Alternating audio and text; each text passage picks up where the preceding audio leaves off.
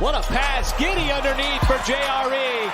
The reverse and the rookie-to-rookie action. Outside through Dort. He'll get the flyby. 3 on the way, and he rattles it in. SGA defended closely by Westbrook. Tough. Step back. Gets up the shot. Banks it in for the lead. This is Dort. You're listening to the Uncontested. What is up, and welcome to the Uncontested podcast, the end of season show. We're a proud part of the Blue Wire Podcast Network, official podcast of SI Thunder. And I am your host for the evening, Jacob Niffen. The gang is all here. We have the man that put together the new intro video for us, which is just straight flames. Justin Peabody. Hello, everybody. We've got the man making the magic happen, JD Silva. Plus minus is basically a team stat. Fellas. We've got Taylor Peterson. I stand by that statement. And then last, but certainly not least, we have Nick Crane. I've got a question for Justin. Getting in the mind of a content creator, how on earth, and maybe there's some magical way, but if you were to tell me, go find the videos that are associated to our, how on earth did you go find every one of those clips that matched? I had the same question. What I learned was that our dear friends at Facebook have auto-generated closed captioning that is searchable. So there you go. I had the same thought, and I was like, I'm just going to type in one of these like calls from Chris Fisher. So I typed it in, and it pulled up a Facebook video, and it was like Facebook Philippines. So I'm assuming it was like doing some translation. I don't know. Anyway, it pulled up the video. It was like a 2-minute highlight video, and I watched it, and I was like, oh, there's the clip. And you know what they say? Work smart, not hard. That's right. Not hard. I would have gone back and watched every Lakers game to find that Shea clip. I was thinking, I bet he Googled, Shea being guarded by. That's what I tried at first. And I came up empty. That's incredible. Impressive. I love it. Very well done. Watching the highlight reel to start now makes me think that we need to put the Trey Mann poster on Wayne Ellington call on the intro, just so I can watch it every time we podcast. Because that is so today is the end of season episode, right? The Thunder season is finished. They wrapped up with a beautiful 50-point loss to the Los Angeles Clippers, a bow on the top of the tank. We don't even have this scheduled on the show today, but first, end of season question. Which player has earned themselves a spot on the Uncontested intro? Xavier Simpson. Can it be a Michael Cage call? I'm not going to say nothing. You see that hook shot? I'm not going to say nothing. Kareem Abdul-Jabbar, I'm not going to say nothing. Last night when he was referring to, and I quote, catfishes, and how they swim in the lakes and the oceans and the rivers. Yeah, watch out for those oceans catfishes. I'd like to see some Poku in there. Oh, that's a good one. I would not mind a Poku highlight in there. That might trigger some folks. Indeed. Hey, we're not here to make folks happy. We're here to talk about the Thunder. And sometimes that's not pretty. Sometimes that's depressing. I think it'll have to be, whichever irrational highlight we get from our future draft pick in Summer League, where they do like one cool thing and we all overreact to it. I think we should put that. Oh, I'm ready. Like Josh Giddey's dunk and then literally nothing else. Yes, exactly. Whenever they get pick 8 and take Kessler Edwards. You shut your whore mouth. All right, gentlemen, let's dive in because the season is officially over. Like we mentioned, the Thunder lose by 50 points to the Los Angeles Clippers on Sunday night in a game where I believe in the second half they only played 5 players. My Kalazakis played all 48. Get that man some burn, making up for lost time. So some bigger themed stuff tonight. And then as we move forward throughout the offseason, we'll talk about a whole lot of stuff with this team, looking back, looking forward. But tonight, I just wanted to focus on some of the bigger stuff. So let's start with a very, very broad question. And I'm just going to throw this out there. We'll ping pong around whatever comes to mind. But the question is, was this season a success? Yes. Before I give my answer, I want to say Walker Kessler, not Kessler Edwards. He already plays for the Nets. I was Yeah, thinking, I was thinking Edwards, that was isn't that the right. guy they just got? Yeah. So I think it was a success in the fact that we saw flashes of what could be. We saw, Shea had a pretty rough start to the season, but then got back to his old ways. So I think an early question was last season Shea a fluke? Was his efficiency a fluke? And then he got back to that. So we know there's a larger sample size. Success in the fact that although the number 6 pick was depressing at the time, may have gotten a top 5 rookie out of it, if not better. Another chance at a top 8 pick at worst.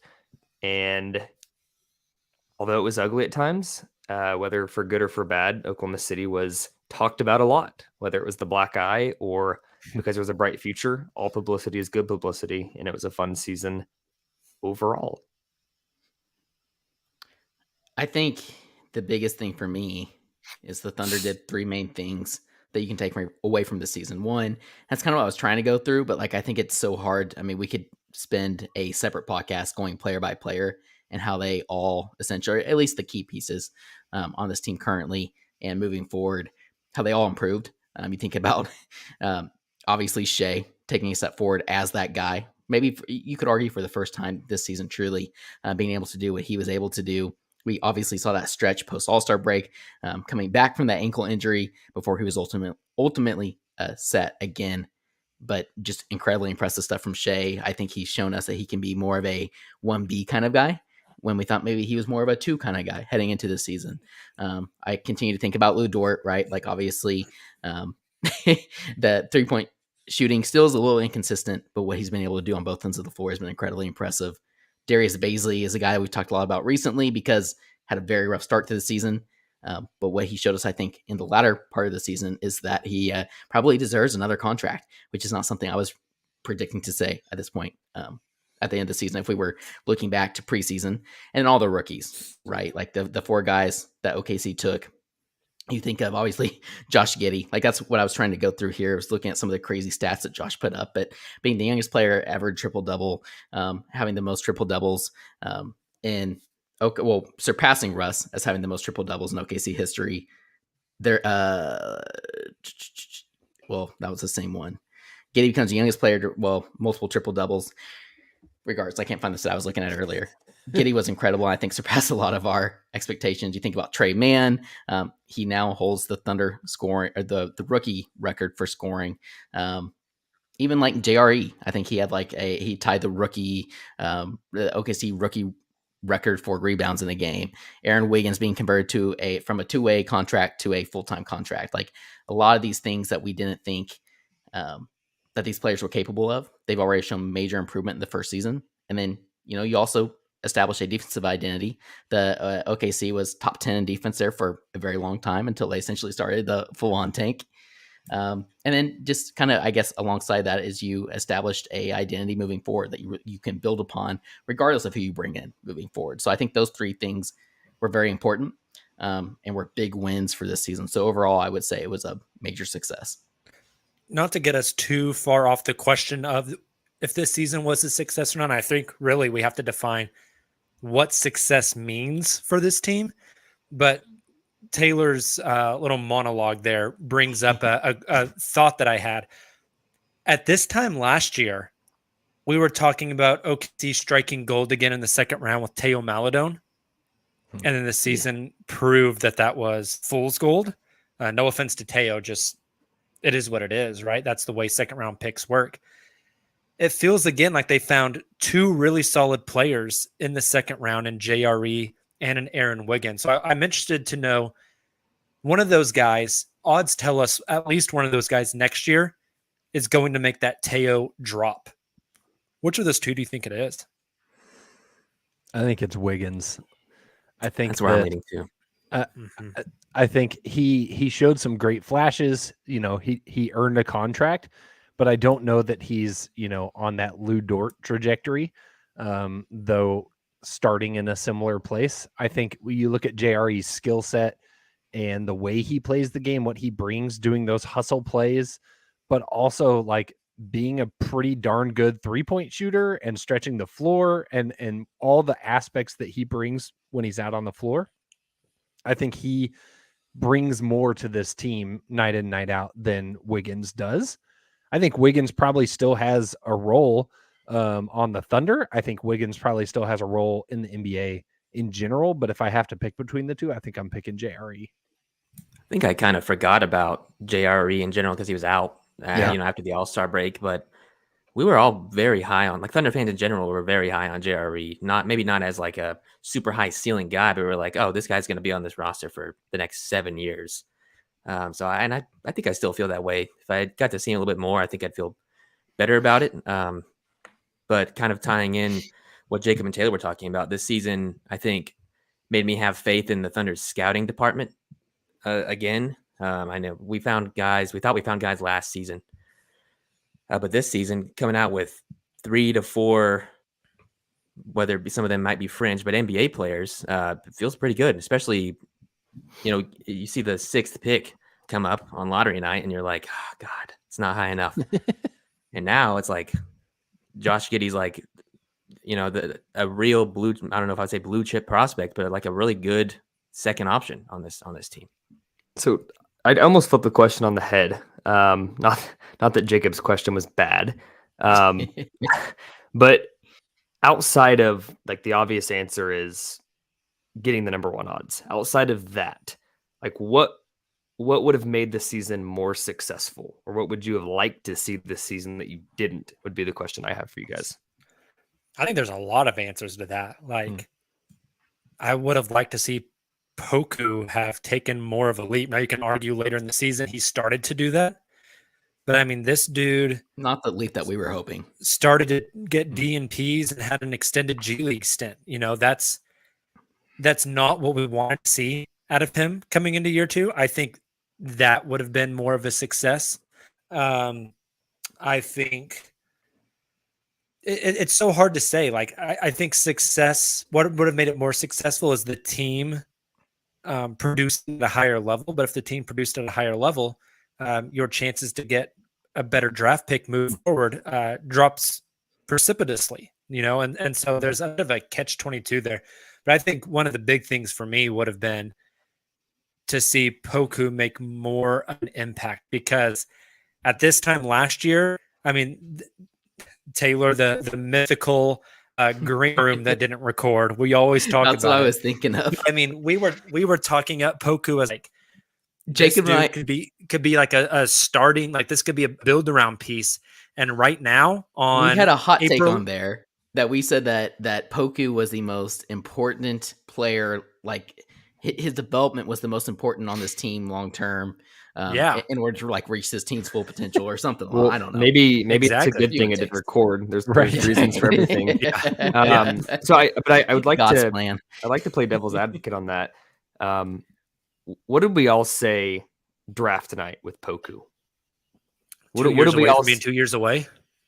So with that being said, is slight Poku growth still alive? Yes. Is slight growth not acceptable at this point? Like does it make absolutely. sense to look at Poku's season and say darn, or does it make more sense to say, well, it's another step in the right direction, give me 2 more years like this, and then year 4 when he's like 22 years old, he's at that point where it's like, let me go ahead and shoot all kinds of rainbows and unicorns up your ass real quick. You look back to the first iteration of the Thunder, you could argue that KD, Russ, Harden, Ibaka got too good too quick, and that's what made the challenge of keeping Serge and keeping Harden and everything such a challenge. Maybe slower incremental growth is actually a blessing in disguise. And if Poku still ends up at 80% of what we thought his ceiling could be, but that trajectory is not like straight up, but a more linear line of growth over time, maybe that's better for this team as far as like the financial dynamic and the team building dynamic moving forward. I Yeah, agree. I think if Poku is good enough that you're having to like really rework your books or not give him a huge deal, You you read don't my have a mind. problem. You have a good thing on your hands. Yeah, That's kind of what I was getting at. It's like that's why I said it was rainbows and unicorns, right? fair. I would say like there's Poku demanding a equally max. a chance that like the Thunder draft a player that essentially makes Poku irrelevant moving forward on this roster. But Hey, like, to answer your maybe it is question, a success that Poku was deemed too good to tank in the last week of the season. Right? that is true. That's a good point. Growth, baby. Yeah, buddy. I think there's a real world where the Thunder are able to. Now, some of these were legitimate injuries, right? But the Thunder are able, let's just say, stay healthy. And two, they have played so well as a group and won enough games early on that they've succeeded expectations. And the Thunder just decided to go ahead and let these guys ride it out. And next thing you know, we're like, an 8th or 9th spot in the West. Like then we're looking at and again, that's like unrealistic. None of us expected that. But to answer your question, Nick, like I think I would deem that a success, right? Like, okay, maybe it wasn't the success we were hoping for. We have the number 1 odds in the lottery, but like that's a success. Justin, how would you define the season? I think it's a success. I don't want to beat a dead horse on the things you guys have already said. I agree with a lot of what you've already said. I think the fact that the Thunder are top 5 odds is a win. Would I like it to be higher? Sure. But I think getting in top 5 feels like a win. That feels like a good place to be. If they were in 6, I would define this season as not a success. I think that feels a little too low given where this team is at. I would say finding out that you have something real in Giddey is a success. I would have liked to see more of Shea and Giddey together. I think a lot of that due to the injuries later in the year. I would have just liked to see them continue to play more alongside each other for fit reasons, for play style reasons, for plan A drama, you name it. It's a really good point. Maybe they should just send both Shea and Giddey to Summer League. Yeah. Let them get that practice in. Is that allowed? Can we do that? I would love to send Shea to Summer League. But then what I was thinking about earlier while you guys were talking was I think Daignault showed us a lot this year. I think seeing how this team consistently overperformed. I think it was Taylor shared the stat of their performance against the spread this year. They were the second best team against the spread in the NBA. Like this team just fights. And that's Memphis game notwithstanding, they scrapped and they fought in every game this year. And I think that's Daignault's influence. That's him running this team like Thunder U 2.0. And I think that no matter who the Thunder bring in, whatever young pieces they add, that identity that he is instilling is going to carry through. And so I was really encouraged by what we saw out of Daignault this season. I like that one a lot. Yeah, I totally agree with the Daignault stuff. I'm not going to use the dreaded Thunder C word on this podcast. The overuse. I love the look Nick is giving me right now. You guys know what I'm talking about? Why don't you use the word? Okay. Culture. Culture. The most overused word associated with Thunder Twitter and Thunder social media drives me freaking nuts.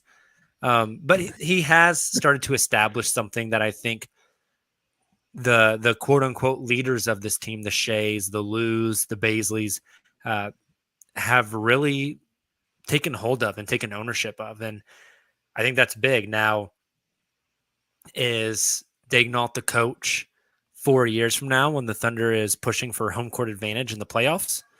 Who knows, right? I think it's been proven that he is a good culture builder, that he is a good developer of young players. So was Scott Brooks, but he wasn't the one to take them to the next level. And so I'm interested how Daignault's development continues, because remember, like, he was the first guy here from the University of Florida. And you want to talk about going through the Thunder program, right? Yeah. He was with the G League. He was an assistant with the main team. He gets the call up to be the head coach of the main team. Like, they've been grooming him for this position. I don't think they got him to head coach, and then Sam Presti just said, hands off, like best of luck. No, that process is continuing, that continual growth.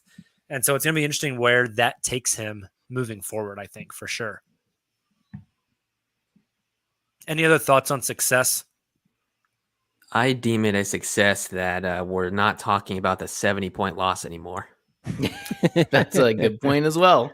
Maybe I think I was gonna say we might deem this season even more of a success come lottery night or after lottery night. Yeah. And here's the thing with those lottery draft night. Lottery night you can't control. Draft night you can. I think to an extent, to an extent, yeah. If the player that's drafted ultimately ends up not being good, whether it's because you drafted a guy at 2 that's a whiff, or you got the 7th pick and were dealt that hand, then I think you look back at this season like, well, it wasn't a success because you didn't get the cornerstone you needed. Right. Yeah. But with that being said, and I think Silva mentioned it earlier, the Sam Presti and his team's scouting really gives me hope that if it is pick 6, pick 7, that they're going to get the right guy in that position. Honestly, I think maybe the best foresight and the best scouting for Sam Presti this past draft was Trey Mann. Yeah, I agree. Making the move to get Trey at, what was that, 18, 16, whatever. Yeah. Traded back to get Trey Mann. Sam has never missed in the top 10. He hadn't had many of them. There's been maybe 5 in the history. Even going back to the first year or the last year in Seattle, he hasn't missed, and he's built teams that are wildly productive and contenders, and has never had the number 1 pick. Yep. Yeah, I think the Trey Mann pick, just all the stuff, the scouting against Trey, the defense, all that type of stuff, the toughness. I think even Sam had the size. I think Sam had the foresight to say he has the skills we want. That other stuff is stuff we can teach him. It's stuff that when he gets in our program, it will solve itself. There's that C word, Jacob. Yeah. I don't think Trey Mann has the outlook after season 1 that he has now if he is in Sacramento, if he is in I don't know, like Houston for sure, right? I mean, even teams like maybe like New Orleans or Portland.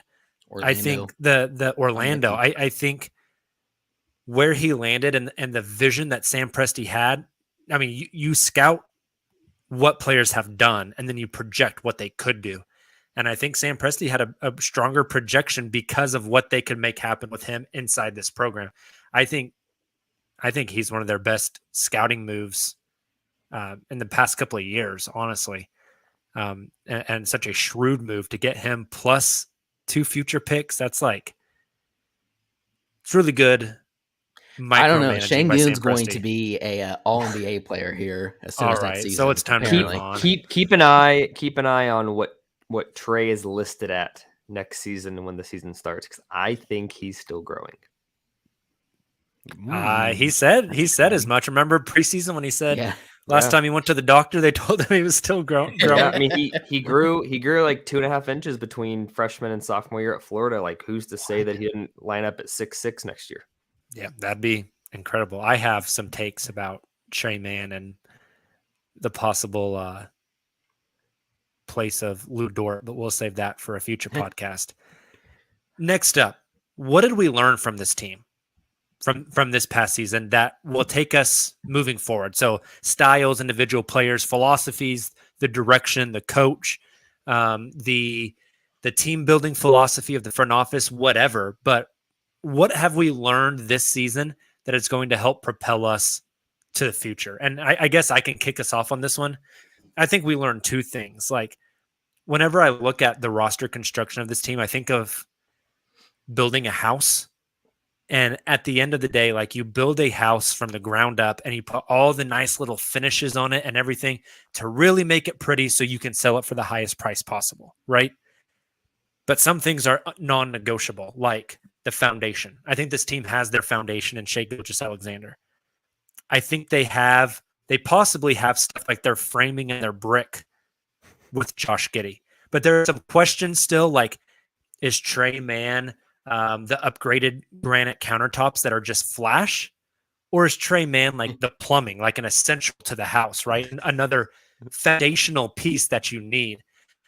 I think what we learned this year, though, is they have two of those foundational pieces already, and possibly a third in Trey, depending on what season 2 looks like.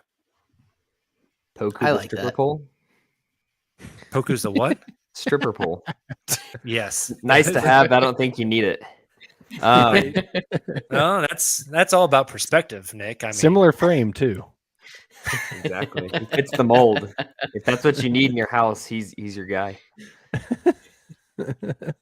I was just gonna say, like, I like that a lot from a player perspective, but I think you could even take that a step further and say the foundation that they're laying is even more than just individual players. Like, it's a lot of things that we talked about so much over these podcasts, and kind of a lot of the stuff we alluded to earlier in terms of the style play. That's something you kind of alluded to, Jacob. Like, the Thunder are looking for versatile players who don't just fit one specific box. They're looking for guys that can do a little bit of all of it. For example, you know, I keep thinking of obviously Josh Giddey, what he's able to do, and pairing him alongside Shea. But I also think of guys like Bazley, who they are comfortable. Poku. We saw point Poku here down the stretch. Yep. Are we going to see Poku play the point moving forward a lot? Not necessarily, but they're looking for those kind of players that can do a little bit of all those things. And I mentioned the defense as well, right? Like the identity that Daigneault has like kind of given this team, instilled into this team long term. Guys who are going to make the right decisions, but also are going to compete on the defensive end, or else you're getting your butt pulled. Like we talked a lot about Trey Mann getting pulled early in the season, and then competing on the defensive end. Like we saw that progress literally game by game, where he beat down low in the paint. He went, he just kind of stand there. He gets pulled, or he misses a rotation assignment. He gets pulled, and then like the next game, he's stripping the ball from Jokic down low in the paint, and then it's pushing it in transition. It's stuff like that. I think that Daigneault's instilled in this team that I think will carry forward, which is a stark contrast, I think, to the Thunder U 1.0. The guys like Russ and KD, like we didn't see a whole lot of that. It was more your turn, my turn, a little more iso ball. And that does not seem to be the kind of team that the Thunder are kind of transitioning to. So I would say there's more to the foundation than just players. I think that's a style of play is definitely something that we learned that's going to this season. It's going to take this team forward into the future iteration. Even with 24 wins, I felt like they more often than not looked organized and competent. Like no matter who was out there. I mean, you're not going to come back with 8 minutes left in the game down 19 against a shitty Portland team, albeit, but you're not going to do that unless you're organized and you know how to play in this system. Like the Thunder have a legitimate system now, which like that's Taylor was just really good point. Like Taylor was just talking about, like I'm so used to watching the system is just, well, Russ is going to probably do some bullshit, and it's more often than not it's going to work out, but the other 40% of the time it's going to piss you off. Like that doesn't happen anymore. That's especially like given what we've been complaining about, honestly, like the past month now, where these blue guys are coming in, or getting promoted up to the Thunder, getting to play with the Thunder, and just fit in seamlessly because they run the same system throughout the entire organization. Yeah, I think that's another thing we've really learned is the alignment from ownership to front office to coaching staff of the Thunder to coaching staff of the Blue to assistant coaches to players. Everything is just like perfectly aligned. Yeah, I think a holistic takeaway, the bottom 3 teams in 3-point shooting percentage were 3 of the 4 teams that finished in the bottom 4. So no shock there. 3-point shooting is important. I think that's twofold. At some point, the Thunder will have to surround their core with shooters. Mm-hmm. But I also think the ceiling of this team will be determined by SGA and Giddey becoming consistent 3-point shooters. That's a good I think point. that's fair. Hey, they already have one of those shooters on the team in Trey. I thought you were going to say Lindy and I keep wondering about this. Like, even if the Thunder were to fall out of the top 4, I just keep thinking about a guy like a Dyson Daniels that kind of fits this mold, right? I'm not trying to go into like individual prospects, but strong point of attack defensive guy, a super versatile player. Basically, it's almost an identical Giddey mold. Yeah, right. From Australia. in the sense that he can drive, create for others. Doesn't have quite the flashy passing that Giddey does, but isn't a great shooter. Has a great floater, very crafty around the rim, tall, strong, can pass over defenders. Like, what if Presti just goes all in Fits a on mold. that mold, right? And like, fits a mold. Who cares? I'm with Nick. Like, you've got to see some 3-point shooters around these guys Mm-hmm. to be able to open the floor up. We've talked a lot about that alongside guys like Giddey, even Trey for that matter, right? Shea, even Trey. But like, what if Presti goes all in on the style of play? And it's like, well, that's what we've seen the, from him from the past Yep. few seasons, Taylor. He's going all in. That's why, I mean, you can check the receipts. Go back to the beginning of this season on podcast where I said there's a lot of possible like number one guys in this draft, but I think Presti loves Chet Holmgren because he fits that mold of like, you know, positional versatility, high skill, maybe not the most athletic guy, super high basketball IQ. can I still tweeted the other day compete that defensively, yeah, Dyson Daniels fits that mold. How do you say his name? Is it Ousmane Dieng? dang, yeah. Playing over there in New Zealand fits Nailed it. that mold. He's Nikola from Jovic France. fits Presti that loves mold. a good France guard. Yeah. There's just a lot of, I think that's something that we've learned as well is Presti has, I don't know if he's shifted his type of player he looks for, or if this is kind of the type of player he's always liked, but just didn't fit well with the Russ KD iteration of the Thunder. But Justin, what else do you think that we have learned from this season that will carry us forward? I think we've learned that Thunder fans are impatient. You don't say. I'm very interested to see what next season looks like based off how this season went. I mean, we've had some discussions both on air and off air around how good this team is and what's a realistic kind of season next year look like. How many wins does this team get? Or should they get? Or how high do they climb? And the flip side of that, how low can you suppress them? And I think it's a legitimate question. And I think Thunder Twitter and Sam Presti are in two very different spaces on that, if I had to guess. I think you're sensing the tanking angst coming out, especially at the end of the season. But I get a real sense that if the Thunder try to have a similar season next year as they did this year, you're going to see it in a whole new level next year. And if you ask me right now, I think we might see that again. So it's an interesting point. Assuming everybody stays healthy all year, because that's been the lever, or whether it's real or not, that's always up for debate on Twitter. Like, obviously season-ending injuries are real. If this team is fully healthy next year, Shea's fully healthy, Giddey's fully healthy, whoever they draft is fully healthy, and they're a bottom 5 team, is that not kind of concerning that you've got like Shea in his 4th or 5th year, you've got Giddey year 2, you've got a top draft pick that's supposed to be a franchise cornerstone, and fully healthy, they're still a bottom 5 team? That's a little bit concerning. Like, if this team's fully healthy next year, I'd almost prefer them be halfway decent and be like in the 8 to 12 range, you know? I don't think it's concerning, because I think you're going to see, this is my hypothesis, you're going to see Presti construct the team in a disadvantaged way like he did this season. Oh, and so you think there's going to be like intentional sabotage of the roster? And not sabotage, but like, let's be real. This team didn't have a center all season on purpose. That's not an accident. Yeah, right. Right. And if they had a center, they're probably in the play-in. Yeah. And I think you can do the same next year. I think it just might, I think Presti probably sees like, all right, like, shit, I can't even call up these blue guys anymore. I got to go even lower to build out this roster. You still have your core. You still have the young prospects that you're evaluating. You're getting important minutes from. You're teaching them things. You're putting them in important game situations. And then you can fill out the rest of the roster with garbage and be bad. How bad is the question? I don't think they're going to enter the season next year with that mindset. I think they're going to enter the season with an open mind of, let's see what this roster can do. And they're going to ride it out. And if they get to January, if we start getting close to the trade deadline, and it's like, okay, they are sitting at like 7 in the reverse standings. At that point, you pull the damn plug, Yep. right? You tell Shea, like, hey, sorry, one more year, and then we're good to go. But if they take off like what Nick is saying, which Nick, I think is at the catch-22, I think if they're healthy, they should be better.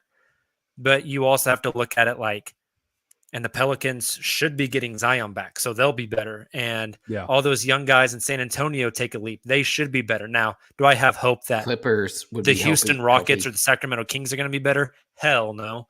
But like the Portland Trailblazers, Dame's going to come back. They should be better. Yeah. Apparently, they already think they're getting Jeremy Grant. Should make them better. So everyone's going to take that leap. But I don't think the Thunder are going to come in this season like dead set on tanking. I think there's going to be a very open mind about how they go about it. But now, Justin, to your point, I don't think Presti is going to intentionally sabotage the roster. But I also wouldn't be surprised if they are not like proactively making moves to make the roster better either.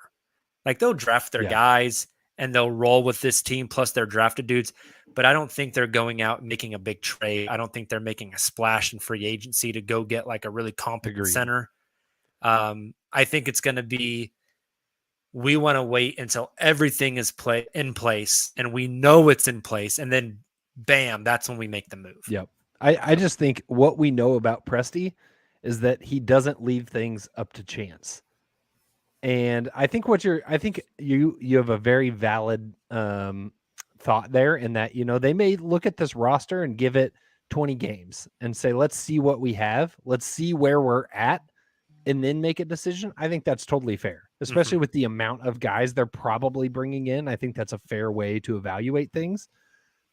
But I mean, look at the decisions Sam Presti made down the stretch in order to try and ensure that the Thunder lost games. Like some very aggressive tanking the most extreme moves we've seen from him. If he decides we're not there yet and we need one more lottery prospect, it's gonna be ugly. Yeah, both on the court and on Twitter. Well, but let me offer a counterpoint there. I'm still on a page at a Knicks book and playing devil's advocate.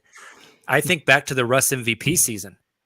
That was a season that, I mean, Russ was going off, but there was nothing else on that team. Like they could have easily tanked to get a better draft pick, but they made win now trades to go get Taj Gibson and Doug McDermott, right? And kind of pushed in, even though maybe it wasn't best for the long-term growth.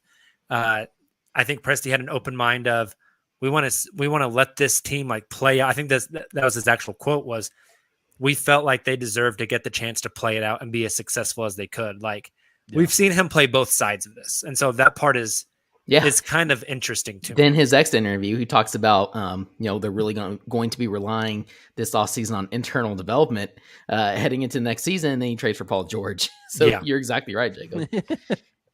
I wonder at what point does Shea have to get to? At what point does Giddey have to get to where Presti says, shit, we gotta switch up the plan? Like, where is that line in the sand? I don't know.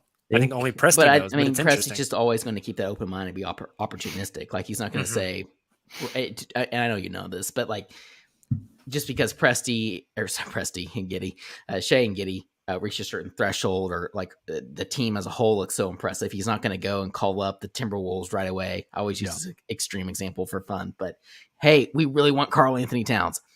But what might happen is, a player like that, like I keep thinking about you guys are going to hate me for this, but DeAndre Ayton, like there's whispers that the Suns, regardless of the outcome of this season, Sarver's a cheap, and maybe won't pay him. Like Sarver might not be the owner after this season. Yeah, right. And maybe Presti goes after a player of that caliber.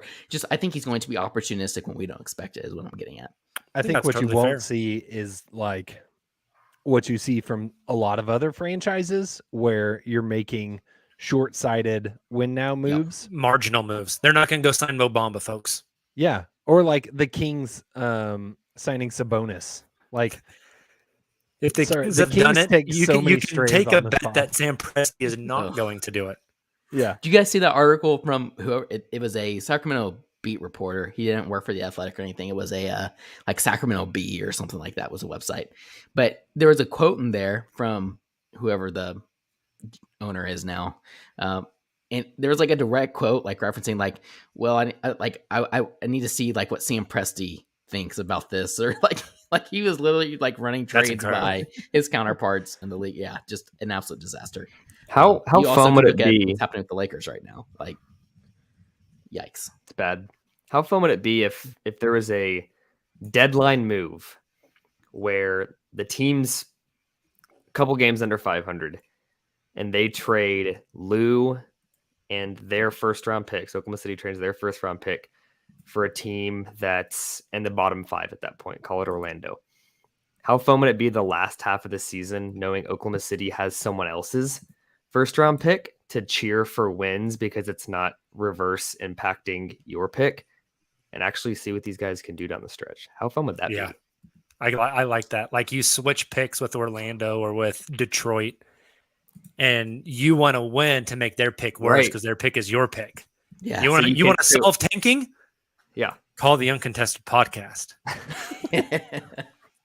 Speaking of tanking, guys, let's move on to the final tank standings of the season. Before we do that, though, I think we need to take a moment to tell you guys about who sponsors our show and show you some of our cool merch.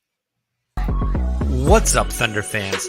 This is Jacob from the Uncontested podcast, and I'm here to let you know that we have fully redesigned our merch store to get you the best Thunder swag available. Just visit cottonbureau.com and search the Uncontested podcast to find all of our new designs.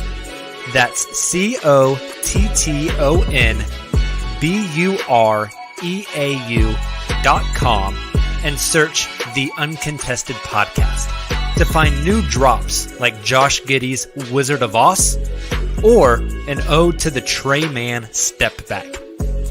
We've also got all the classics like Dortal Combat, Liu Tang Clan, and everyone's favorite MVP, Shai Gilgeous-Alexander.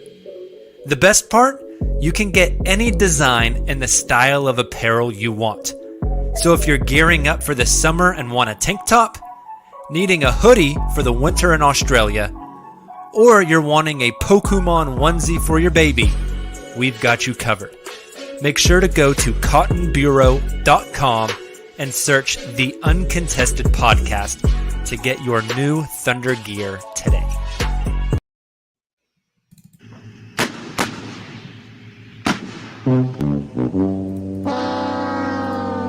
Loser! You're a loser! And that means that the number 1 pick in the NBA draft goes to...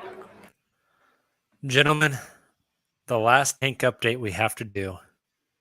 God has smiled upon us today. I don't have to do these anymore this season.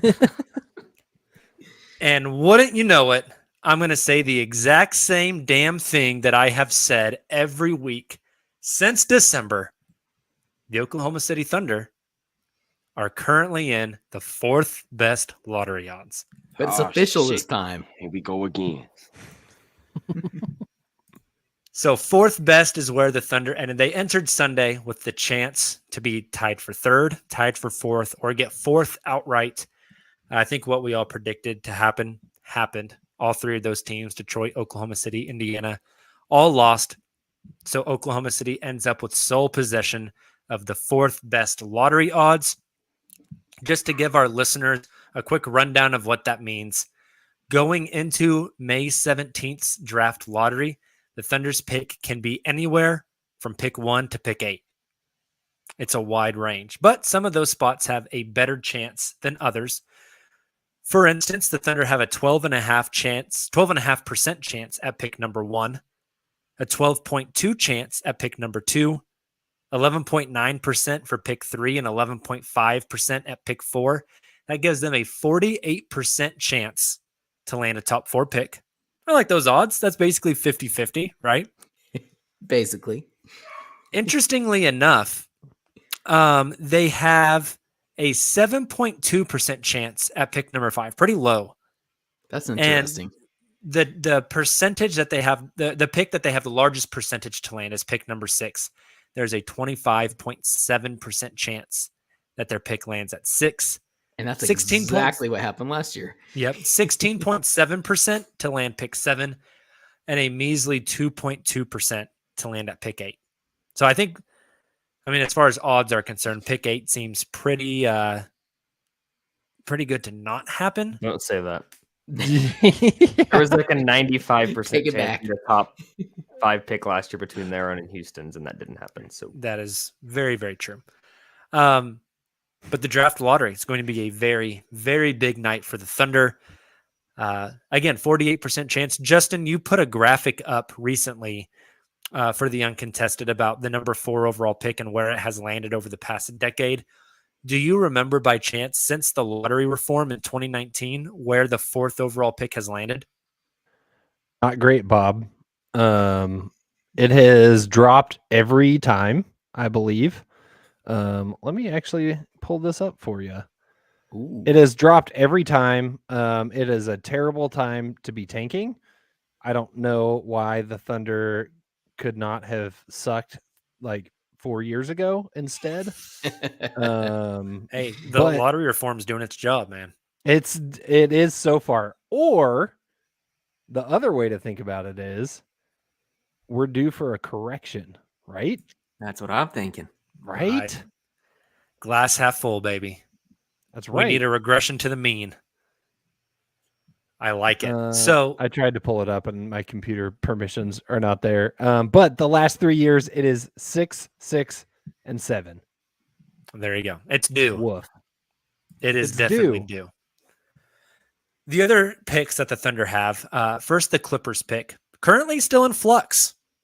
OKC Thunder fans should be watching their televisions Tuesday night at 9:30 p.m. Central Time, strongly rooting for the Minnesota Timberwolves, because if the Clippers win the play-in tournament, one of their 2 games, the Clippers have to go 0-2 to get bounced. If they win one of those 2 games, their pick will end up being pick number 15 or 16, depending on how the other play-in games unfold.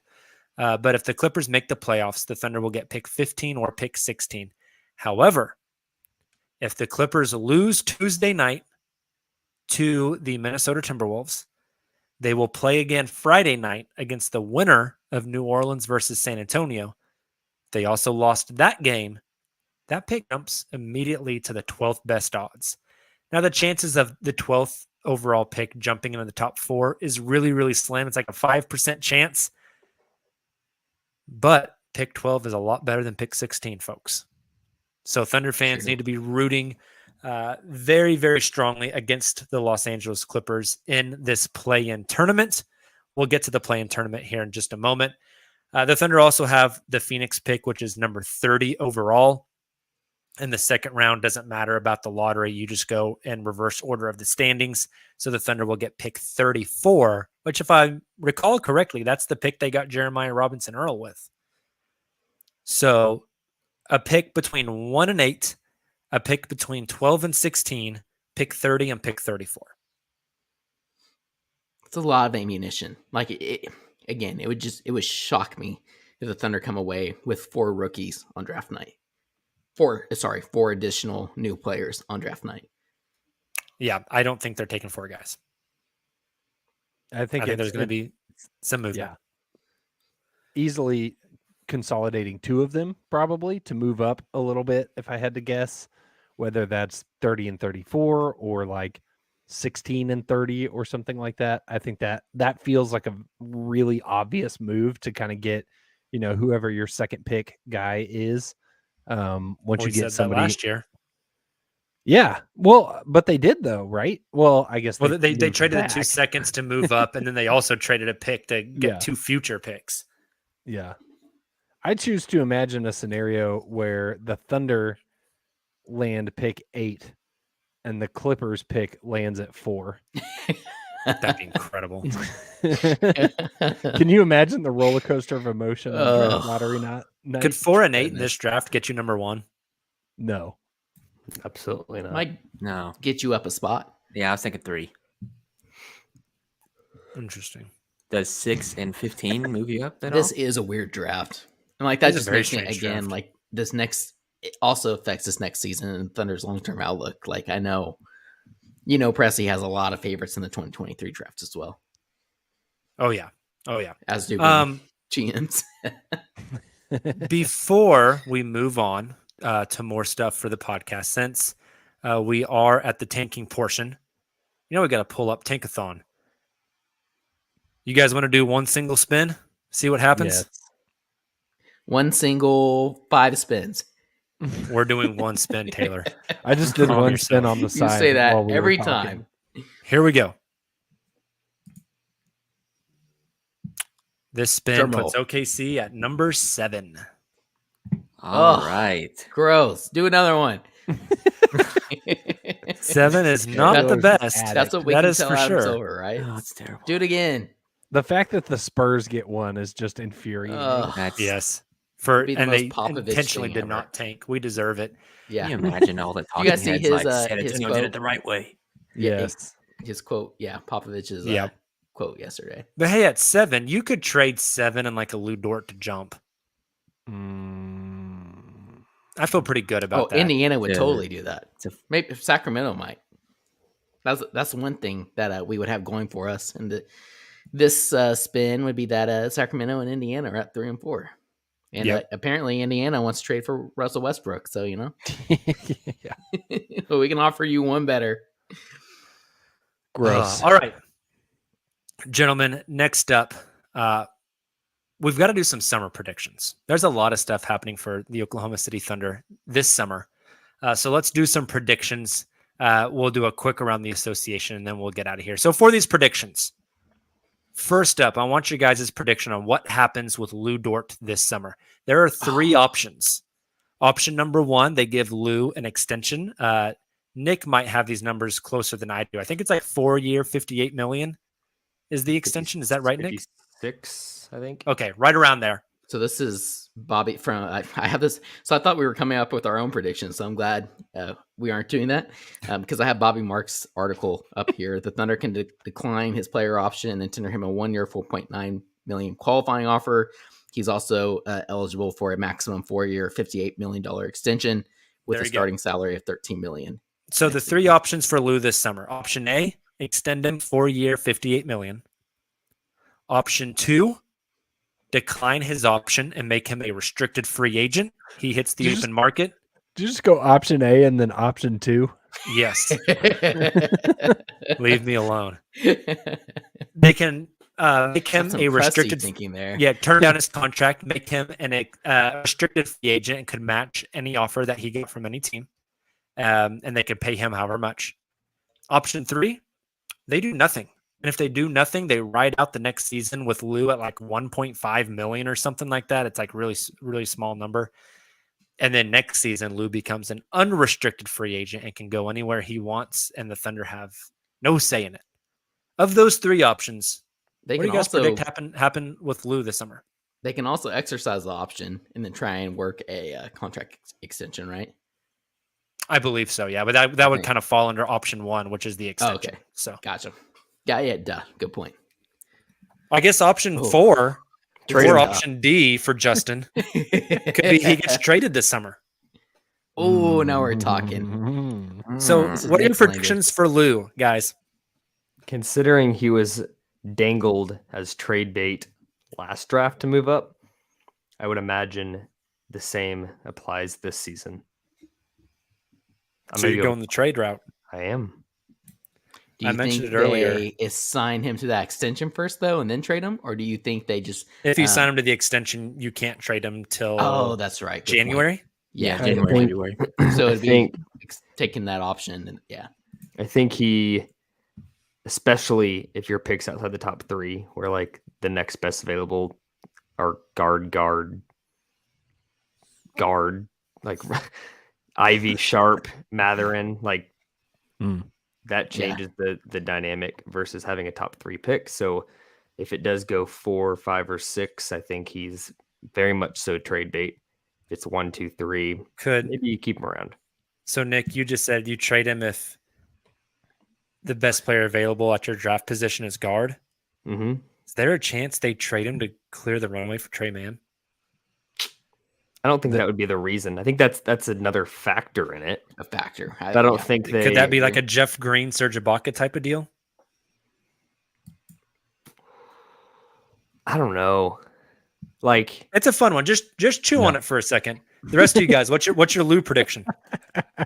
I think he either gets traded or he signs the extension. I don't think there's any in between there. I don't think Presti doesn't like guys that get restricted.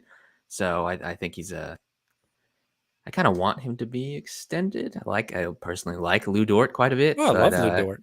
But if there was a situation like what Nick just described, see you later. Silva's love is permanent. That's what I'm picking up. The love's permanent. I can love him if he's on a different team. I love you so much, but if a good deal comes along, bye. I wonder if Silva's girlfriend knows this about That's him. what I'm getting at. Yeah. She won't listen to this podcast. She definitely won't listen to this podcast. I am going to text her tomorrow and say you should. Yeah, that's listen right. To You need to listen to the 56 podcast of the Uncontested. specifically this timestamp. And I will not be going anywhere Friday, fellas.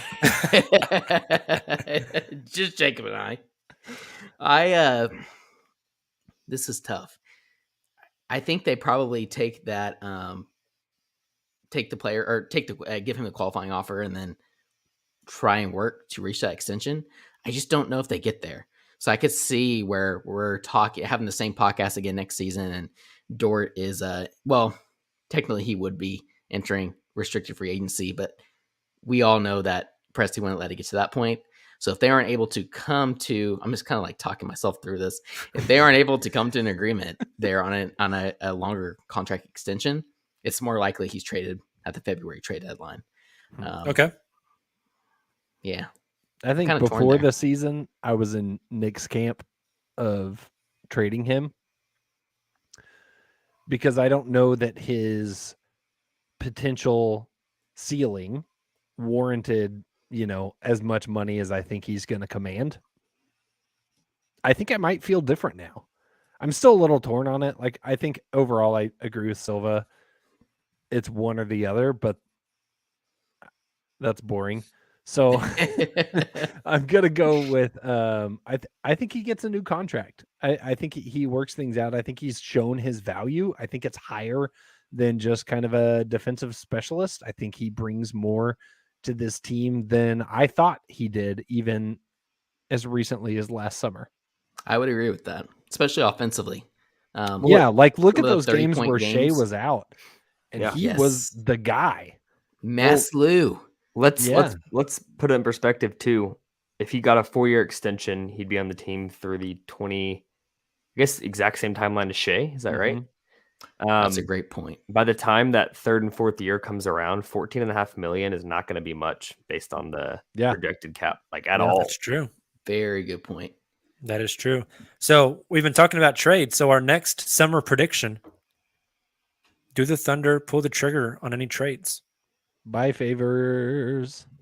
I would don't even know if that's a trade. That's just a buyout, I think. So take them out. We love over-unders on this podcast, and the over-under that I have in my head for summer trades is 2.5, and I think I'm hitting the over. I think Presti makes 3 total trades this summer. He'll make 1 before the draft, and then probably 2, more likely involving draft picks and consolidation.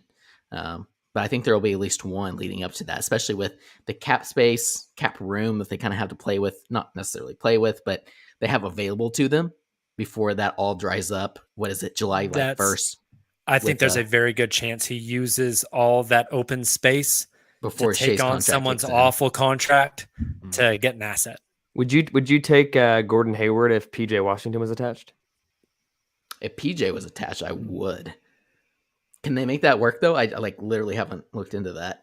I'm sure they can. We've got $1 million. That's an interesting one. $1 million. They've got I think Washington is up for a contract extension as well. In that scenario, would you send back Baisley to get PJ Washington? I wouldn't give back any assets. I'd give him a fake second. They're trying to dump. Gordon Hayward. Dump. Right. Yeah.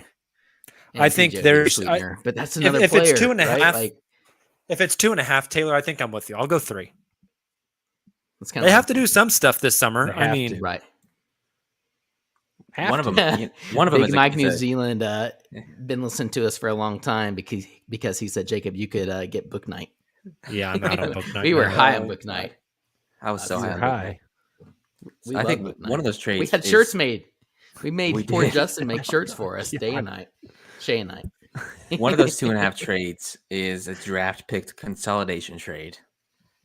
And then it's another one like what? So you're thinking about taking on salary. Hopefully that salary's not Russell Westbrook. I've seen that written like several times. Uh-huh. Is it? There's no way they would do that. There's no I way. would be. Can you imagine That would Mark shock. Daigneault? That would shock me more than the Paul George trade did. Can you imagine Mark Daigneault trying to tell Russell Westbrook to do something within this system? Pulling Russ because he didn't play defense on a possession, sitting him the rest of the game. You guys are talking me into it now. You remember when Mark You know what? and This is also Baisley bad. kind of got into it like a season ago? Yes. Could you imagine Poku? Mark and Russ doing that? Yes. Oh boy. And it's I beautiful. totally could too. It's beautiful. With that being Yeah, said, I'm taking the under. I think what we're all bearing the lead here, that we've talked a lot about it. This team is just going to be too good. Presti's primed everybody for patience.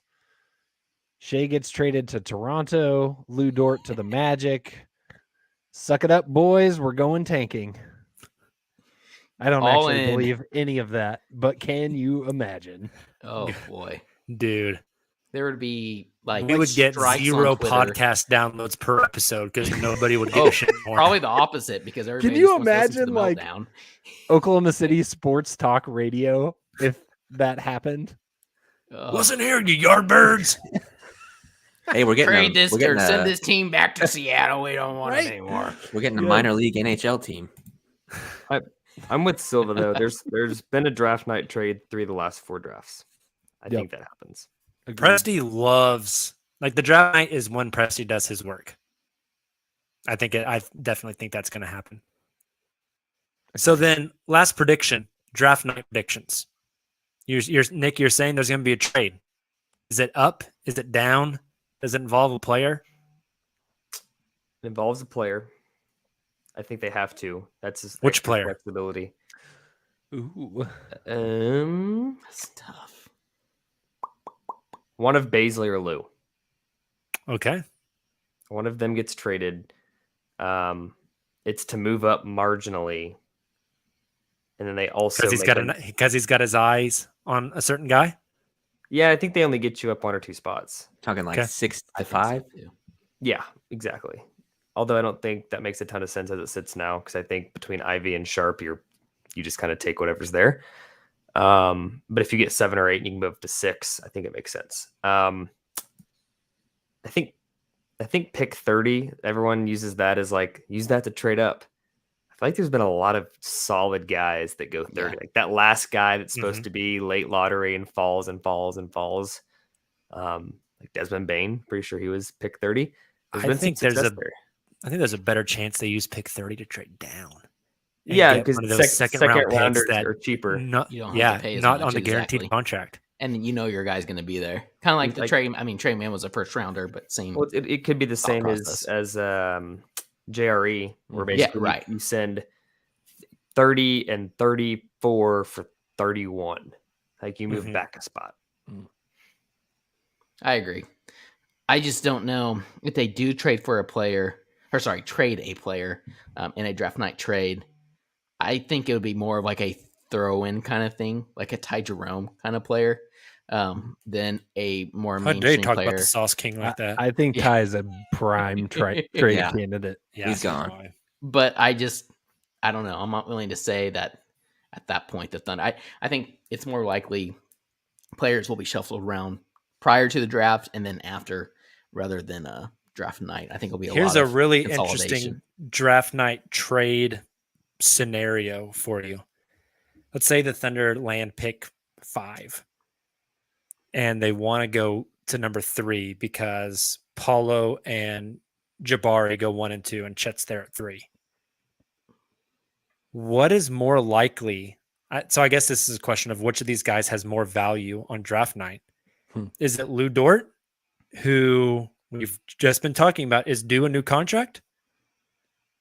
Or is it Trey Mann, Oh, who's I 3 still more think- years on a rookie scale deal at like $3 and $4 million a year? Lou's more valuable. I think Lou's more You think so? valuable at that point. I agree. Yeah, I kind of Interesting. think Trey might I have a don't know. higher ceiling. Or not my. Silva's thinking about it. they're I'm not thinking that about they're it. not that different in age. Lou's a much better defender and has proven he can score at the same rate that Trey can. Has played more high level games. I think That's what I was going to say. Is I think outside of Oklahoma City, Dort's value is much higher. right. That's fair. I think we maybe. I think I just think the more runway you exposure. have on the contract with Trey means something, and I mean, maybe Lou has proved that he's the kind of player that can score at that same level. But he's just finished. Did Lou just finish his third year in the league? Yep. Mhm. Or Trey just finished? Maybe I'm just stupid and dumb and a homer. That's not a maybe. I think You're that's high just on Trey, actual. man. I think Trey May could start next year. That might be my hot take of the summer. Is they're going to start Shea, Trey, Ooh. and Josh. That is hot. I'll push back on that, but I think he could have the Harden 6-man role where he's They're like- finishing games. They're like 15 months apart. That's crazy. That is crazy. Like Lou is Only- young. Only one of them Yeah. still growing though. I think Lou gets thicker and thicker though each year. So like, what do you They're prefer? growing That's what she different said. directions. Easy. All right. That's all for prediction. We'll have a ton more predictions. And speaking of predictions, we got to pay off some bets. We'll do that probably Yeah. next week. But before we get out of here, we got to take a quick trip around the association. I don't even know where you're sitting at. Like,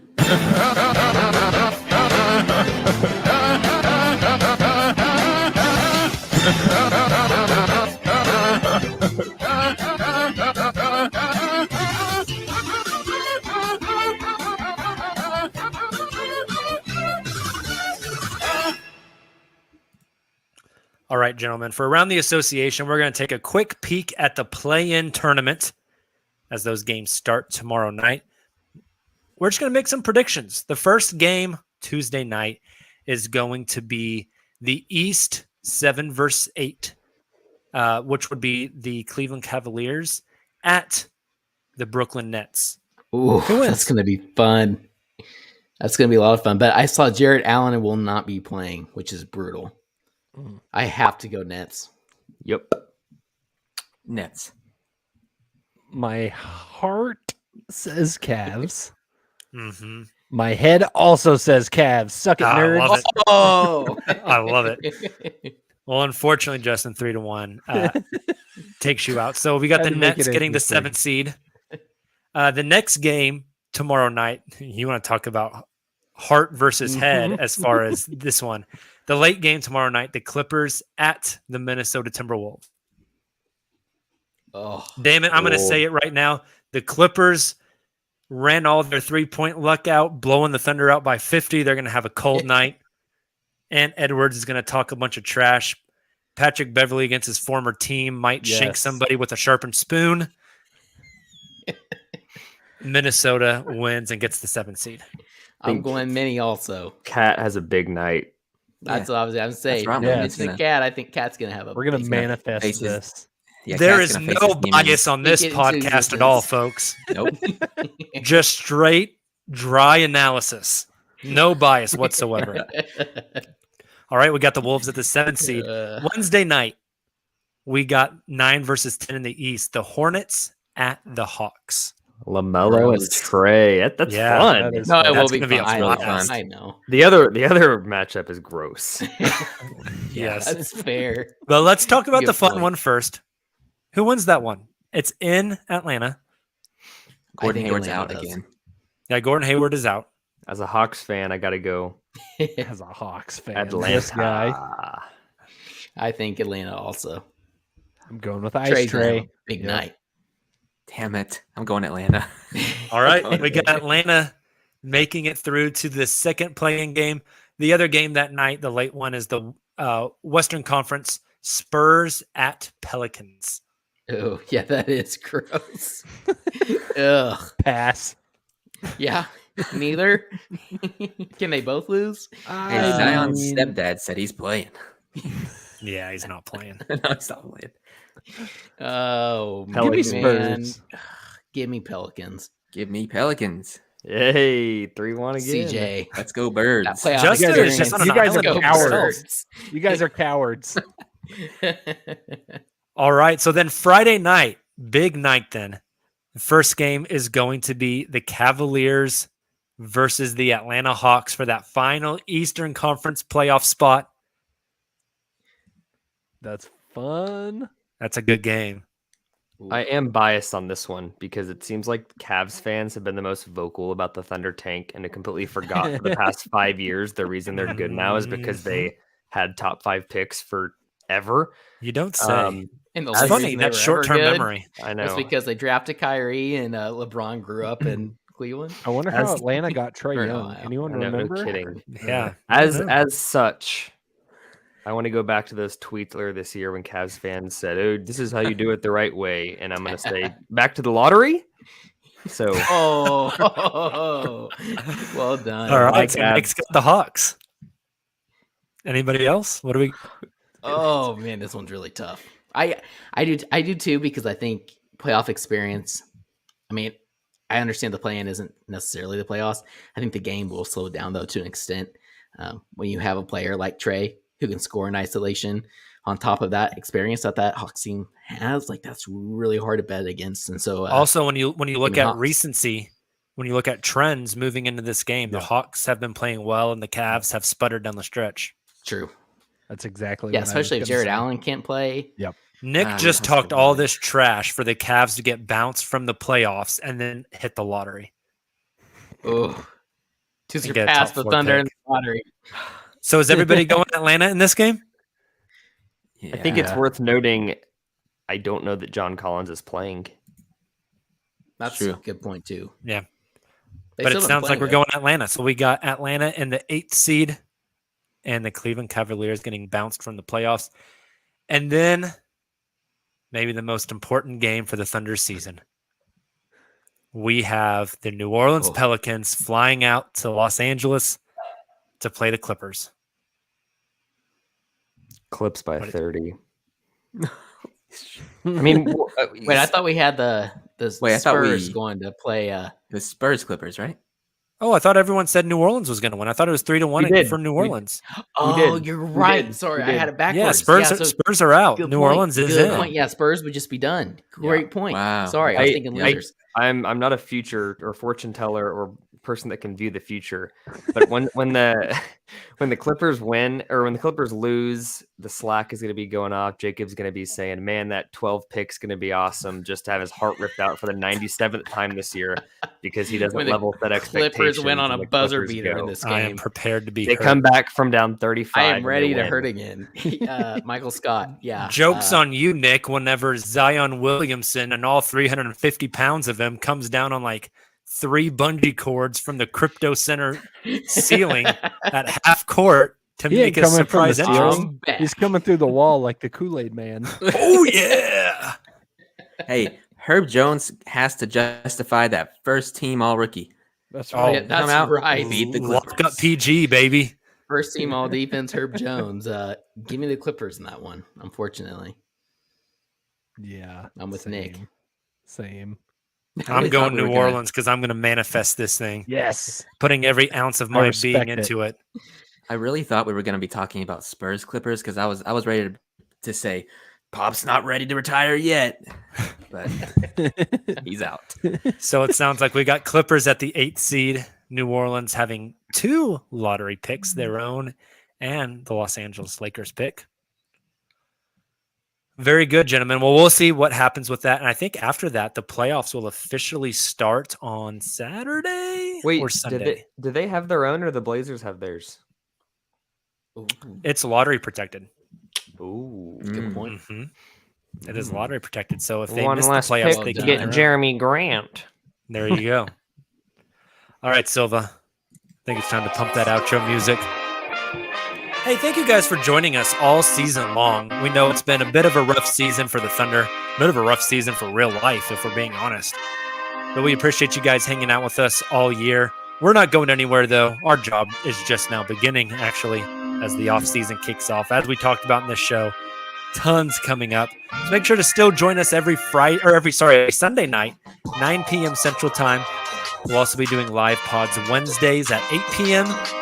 And then we're going to be hosting Twitter Spaces every Monday and Friday. So make sure you follow us on Twitter so you can join those Twitter Spaces, hang out, jump up and chat with us.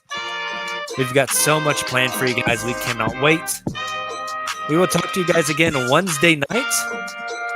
Until then, and as always, go Timberwolves.